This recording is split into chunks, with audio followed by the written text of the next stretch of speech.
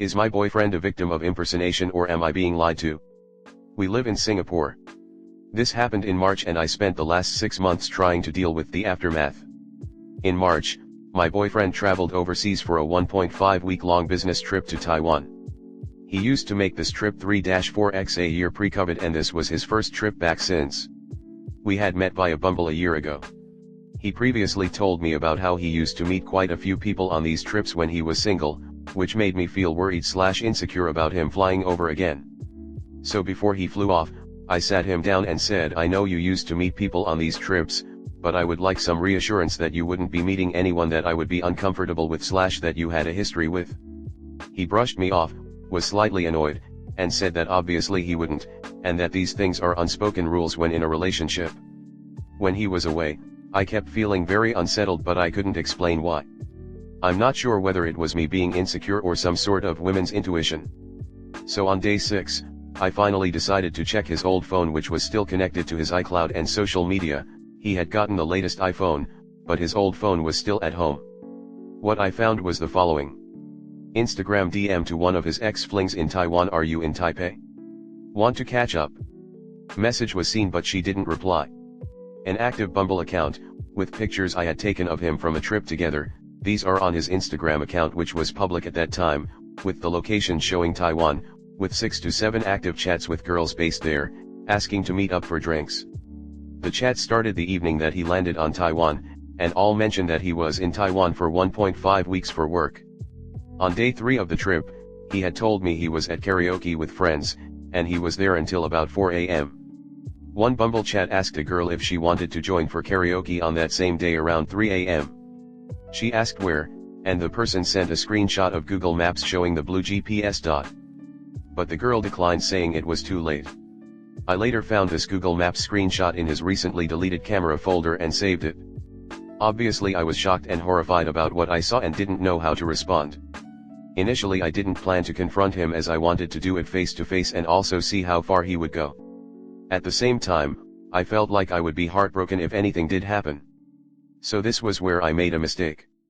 Instead of calling him and asking him to share his phone screen and checking his Bumble app on the spot, I called him and said a pretty cryptic, hey babe, remember the conversation we had just before you flew off? I just wanted to confirm that you wouldn't do anything that would hurt me, right? And my boyfriend blew up and got really angry, said that he's been making an effort to text me and call me more because he knew I felt anxious, and why did I still feel so insecure and not trust him. He felt really unappreciated for his efforts. It ended up being a very angry 45 minutes conversation. Right after we put the phone down, him angry and me hurt, I checked the phone again and find that the Bumble account has been reset, pictures from our trip removed, old picture replaced, location now says Singapore, where we live, the 6 to 7 chats with Taiwan girls have all been deleted, only leaving the old chats from a year before when we had met on Bumble. So I don't even have screenshots of these conversations because they were all gone, and I stupidly hasn't thought of taking pictures before I called him. The next day, I finally decided to confront him because I was just feeling so hurt, angry and confused, and it would another 5 days before he left Taiwan. When I confronted him saying I know what you did, I know what you've been doing, he just kept being confusing and saying he had no idea what I was referring to. When I finally told him about what I saw, he immediately denied it. What do you mean? It wasn't me, I didn't do any of that.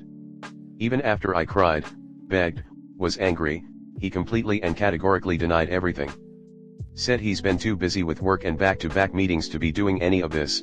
He wouldn't have any time at night to be meeting random girls because he needs to sleep and prepare for a whole day of meetings.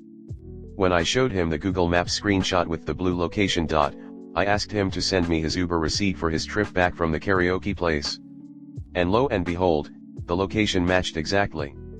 He responded with confusion and just said yes, the location matches, but it really wasn't him and he didn't send that screenshot and he has no idea why the location matches or why it was in his recently deleted folder.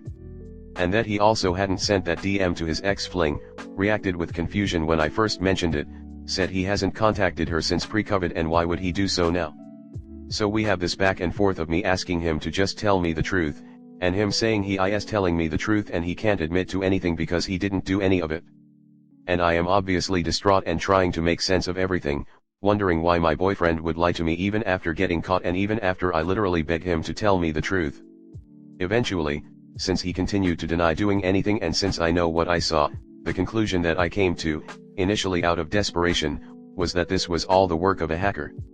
Either 1. Someone had taken control of his old phone, had access to Instagram and Bumble and could use his old phone to remotely access his current phone that was in Taiwan with him and thus know/spoof his location. 2. Someone has taken control of his new phone and could remotely access and control Instagram, Bumble and Google Maps. And this hacker also knew his itinerary by accessing his email and camera roll which had screenshots of his itinerary, when he landed in Taiwan, how long he was there for, the fact that he was on a business trip. When he finally got back from the trip and we had a long talk, he again denied everything and swore on his life/his parents' lives that he was telling the truth. And he was extremely convincing, no cracks in his stories, no signs of guilt, telling me that he loves me and wouldn't hurt me, telling me that his past was his past and he wouldn't jeopardize our relationship for meaningless XYZ. And to me, if my partner were literally sobbing in pieces in front of me, I cannot imagine not telling them the truth. And so the hacker explanation was the only explanation I could think of to bridge the gap between one reality where my boyfriend is not lying to me, and the other reality where I know the things that I saw.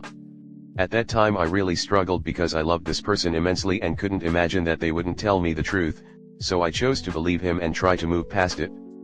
But I never really got past it and it led to a lot of insecurity in the relationship afterwards.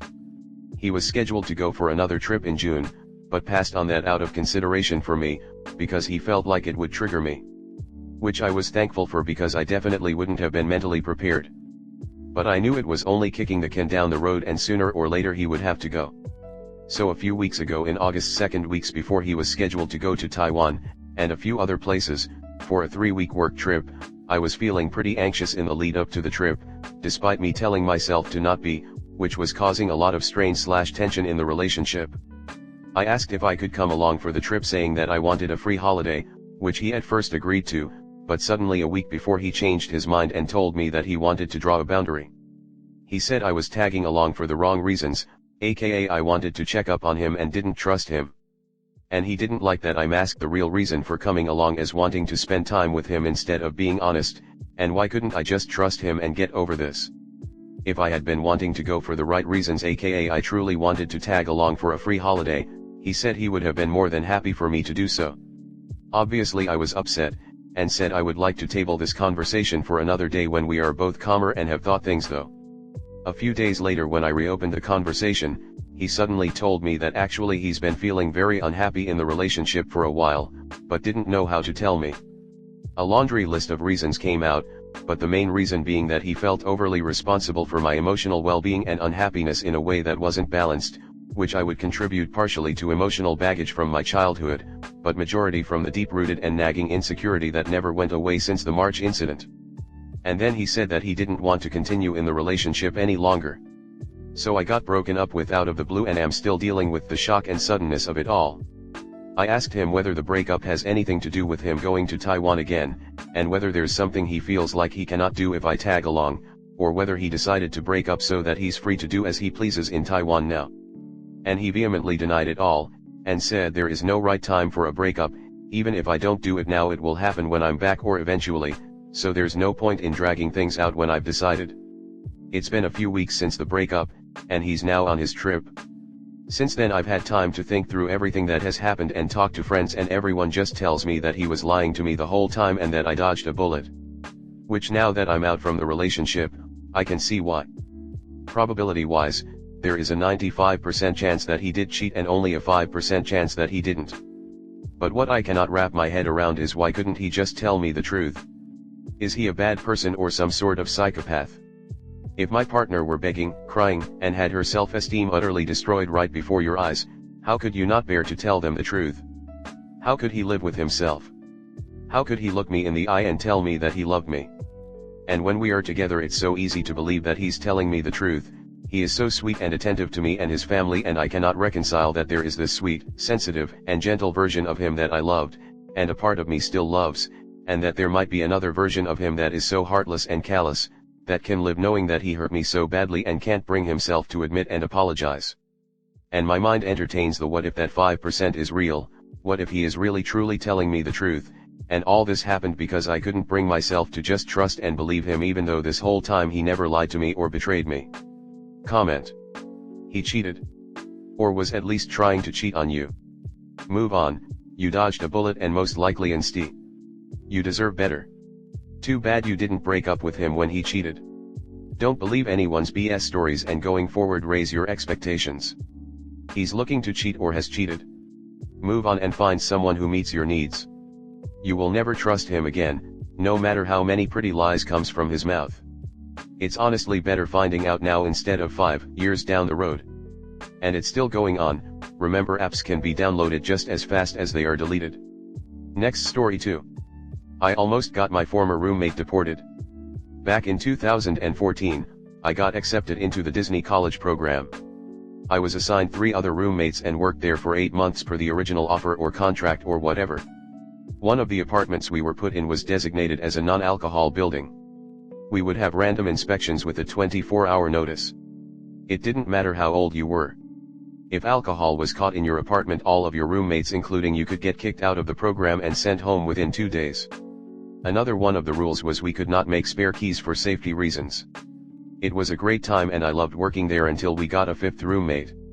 We were aware that this could happen during our time at the college program, so we dealt with it. Our 5th roommate was a guy from Italy. Let's call him Gabe. I believe he was 19-21 YRS. I want to start off by saying that I was welcoming to a new roommate. I was making a lot of friends from different countries while working at Disney and I thought this was a great opportunity to make another international friend. I'll admit that I thought Gabe was cute. An average height himbo with black hair and that Italian stache lol. Alas, he was straight and real popular among the female cast members. Being a young Italian guy in Orlando will get you pretty much anybody. Very quickly I learned that Gabe was not a decent guy. He was one of the kind of straight guys who would go to a gay club to find other straight women. I know this because I was invited to the club where he ditched me and I never saw him again that night.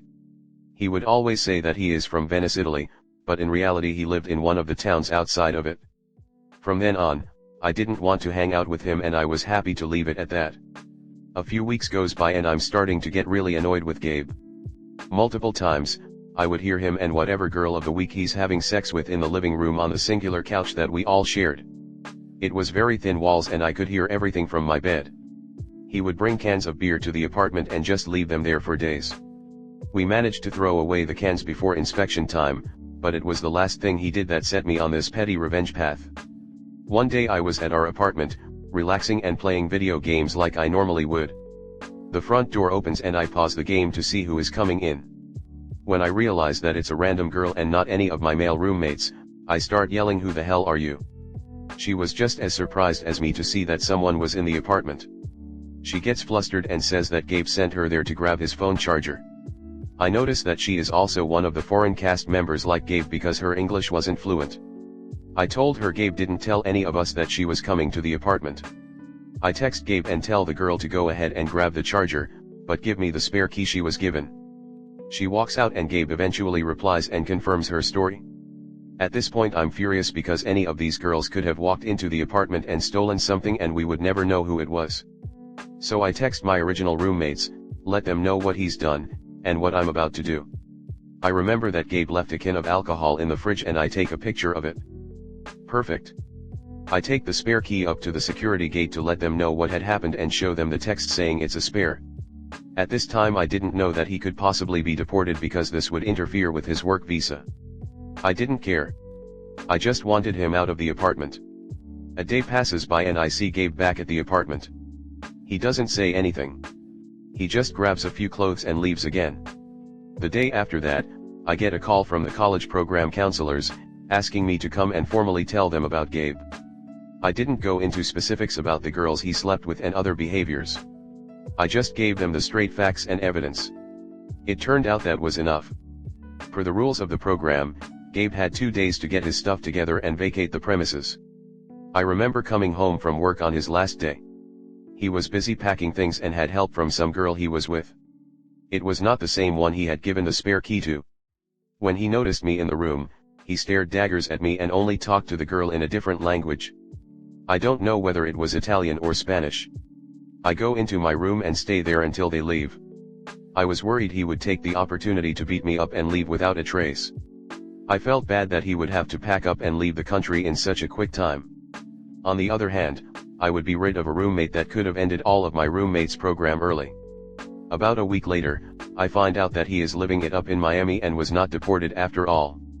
2 weeks after that, we got another roommate from Brazil. He turned out to be pretty chill until the end of my time with the program. So that's how I almost got my former roommate deported. Edit: this is my first long post on Reddit. I didn't expect to see it get this many upvotes. It's scary and exciting, but mostly scary.